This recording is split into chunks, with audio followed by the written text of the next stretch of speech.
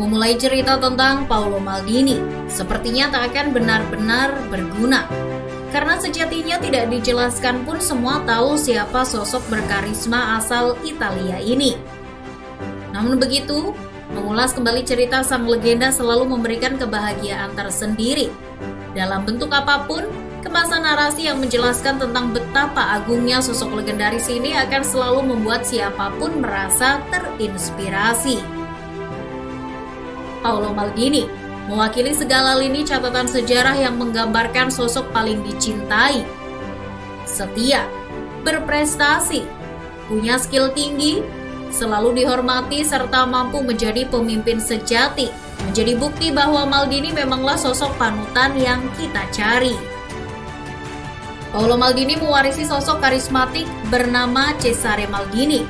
Mantan pemain yang tak lain adalah ayah Paolo Maldini itu telah berhasil membawa serta DNA sang pemenang sesungguhnya dalam darah sang anak. Cerita tentang Maldini agaknya mirip dengan beberapa serial fiksi. Ia menolak menyerah sampai apa yang didapatkan berhasil masuk dalam genggaman. Di atas lapangan, karismanya tak terbantahkan. Jika sudah bicara ke gaya permainan, maka penyerang sehebat apapun akan tetap was-was jika bertemu dengan bek sepertinya. Tackle sempurna, keseimbangan ideal hingga ketahanan maksimal menjadi sekelumit karakter yang ada pada sosok bertinggi 186 cm. Maldini sukses mereplika ketangguhan yang dimiliki sang ayah, Cesare Maldini. Perangainya kala menjaga pertahanan juga layak disandingkan dengan sejumlah nama hebat, tak hanya sang ayah, namun juga seluruh pemain bertahan yang pernah membela timnas Italia. Paolo Maldini sejak kecil sudah begitu akur dengan nama Milan. Ia tumbuh di salah satu wilayah terindah Italia. Bersama dengan permainan sepak bola, hari-harinya tampak makin sempurna dalam balutan irama si kulit bundar. Maldini mulai menimba ilmu di klub bernama AC Milan. Semua tahu apa yang terjadi selanjutnya. Dibarengi dengan bakat dan minat yang begitu tinggi akan sepak bola, Maldini tidak hanya menjadi idola, namun juga sekaligus ikon di kota yang terletak di hamparan Lombardia. Butuh setidaknya 8 tahun untuk membuatnya masuk ke tim utama. Hingga pada akhirnya tepat pada 20 Januari 1985, Maldini masuk ke dalam skuad Milan yang bertamu ke markas Udinese. Paolo Maldini yang kala itu masih berusia 16 tahun dengan tegas dan lantang mengikuti seluruh instruksi yang diberikan oleh sang pelatih Nils Lidholm. Pelatih yang merupakan legenda AC Milan itu memposisikan Maldini di sisi kanan untuk mengisi tempat Sergio Battistini. Sejak saat itu, lahirlah seorang legenda. Butuh sekitar 3 tahun bagi Maldini untuk memenangkan Scudetto pertamanya. Pada 15 Mei 1988, AC Milan meraih gelar Scudetto pertama mereka sejak musim 1978-79. Begitu bahagianya sang ayah ketika melihat anaknya mampu menjadi salah satu pilar penting bagi klub kebanggaan. Ia begitu senang dan terus mendukung putranya berkembang. Tak bisa dinafikan memang Maldini sejak saat itu langsung meroket menjadi pemain yang paling dicintai para penggemar. Bocah asli kota Milan itu bertekad untuk selalu mengemban warna merah hitam dalam setiap derap dan detak jantungnya. Sebulan setelah menjadi raja di Italia, pelatih timnas Azzurri tak mau ketinggalan untuk memanfaatkan bakat sang legenda baru. Maldini langsung dimasukkan ke dalam skuad Italia yang berlaga melawan Spanyol, di mana mereka memenangkan pertandingan dengan skor 1-0 lewat gol Gianluca Vialli. Hari itu, Juni 1988, Maldini semakin menancapkan taring di belantika sepak bola dunia dengan menjadi salah satu pemain paling dikenal. Tahun demi tahun, musim demi musim telah dilewatinya. Setiap pergantian itu pula nyaris tak ada hal istimewa yang tidak ia lakukan. Maldini selalu memberi energi tertinggi, Beberapa trofi bergengsi dan dedikasi tinggi yang ia tunjukkan sukses menjadikannya sebagai salah satu putra terbaik sepak bola sepanjang masa. Maka tak heran bila manajer sekaliber Sir Alex Ferguson menyebut pria kelahiran 26 Juni 1968 itu sebagai pemain favoritnya dari tim lawan yang pernah dihadapi saat membesut Manchester United. Maldini selalu berhasil mengkombinasikan seni kasar dari seorang bek tangguh.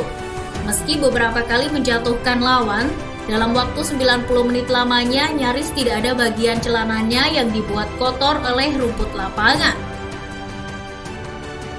Maldini yang beroperasi di lini pertahanan tim berperan sebagai tembok raksasa yang sulit sekali ditembus.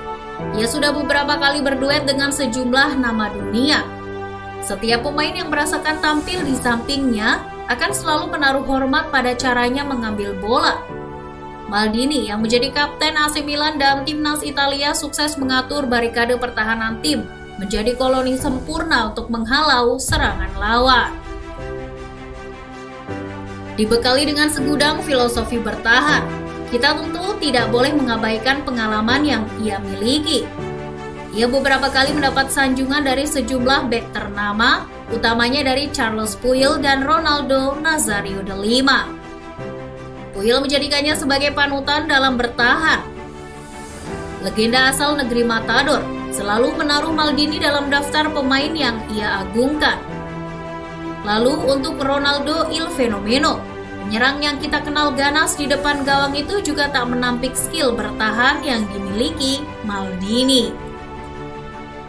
Ia mengatakan kalau bek tersulit yang dihadapinya adalah Maldini. Dengan kualitas yang dimiliki, Ronaldo sampai berbicara kalau Maldini sangat layak mendapat penghargaan pemain terbaik. Bukan hanya sekali, namun berkali-kali. Kalimat yang terlontar dari mulut para legenda memang tidak berlebihan. Lagi pula, siapa yang mau menyingkirkan Maldini dalam daftar nama terbaik yang pernah ada? Kesetiaan hingga prestasi gemilang berhasil ia kantongi. Rasa hormat yang bahkan hadir dari pemain lawan juga murni ia miliki. Untuk trofi yang dikoleksi, 7 gelar Serie A, 1 Coppa Italia, 5 Supercoppa Italia, 5 gelar Liga Champions Eropa, 4 gelar Piala Super Eropa hingga Piala Dunia antar klub berhasil ia dapatkan. Jabatan kapten yang ia sanding hingga bertahun-tahun juga menjadi bukti bahwa apa yang dimiliki lebih dari sekedar prestasi. Maldini adalah simbol dari pertahanan sejati. Ia seringkali enggan melakukan tackle dalam pertandingan. Meski posisinya adalah sebagai pemain bertahan, ia mengaku jika satu tackle dilakukan, maka ia berada pada posisi yang kalah. Oleh sebab itu seringkali kita melihat cara Maldini dalam mengambil bola yang begitu anggun. Ia selalu fokus pada bola, tidak pada pemain lawan. Gerakan lawan hanya sedikit dipelajarinya untuk mengambil bola dalam waktu yang tepat dan juga tindakan yang akurat. Maldini sebelum putuskan pensiun dan meraih gelar Liga Champions Eropa terakhirnya pada 2007, sudah mendapat beragam penghargaan lainnya yang tidak layak dilupakan. Misalnya saja raihan caps terbanyak di timnas Italia pada tahun 2000, laga kualifikasi Piala Dunia 2002 antara Italia dan Rumania menjadi partai spesial bagi Paolo Maldini karena dia mencatat caps terbanyak dengan 113 laga untuk Italia. Kemenangan 3-0 menjadi hadiah lain yang diterima Maldini setelah sebelum laga juga mendapat penghargaan berupa trofi spesial yang diberikan langsung oleh Giovanni Trapattoni, Cesare Maldini, Arrigo Sacchi, dan Dino Zoff. Maldini adalah contoh nyata bahwa seorang bek tak perlu berulah ganas. Cukup dengan sentuhan emas dan sedikit gerakan tepat, bola akan sendirinya jatuh ke tangan dengan cara yang sangat elegan.